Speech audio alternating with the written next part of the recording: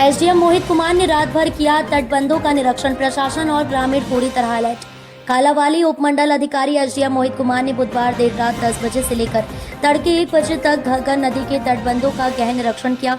उन्होंने गांव रंगा, लहंगेवाला, मतड और नागोंकी के तटबंधों पर पहुंचकर हालात का जायजा लिया और वहां मौजूद ग्रामीणों से बातचीत की। निरीक्षण के दौरान एसडीएम ने ग्रामीणों से कहा कि प्रशासन पूरी तरह सतर्क है और नदी के जलस्तर पर लगातार नजर रखी जा रही है। उन्होंने बताया कि तटबंधों की मजबूती की जांच की जा रही है और जहां कहीं भी मरम्मत की आवश्यकता होगी वहां तुरंत कार्य शुरू कराया जाएगा। प्रशासन की टीम दिन रात मुस्तैदी से काम कर रही है ताकि किसी भी प्रकार की आपदा की स्थिति न बनने पाए।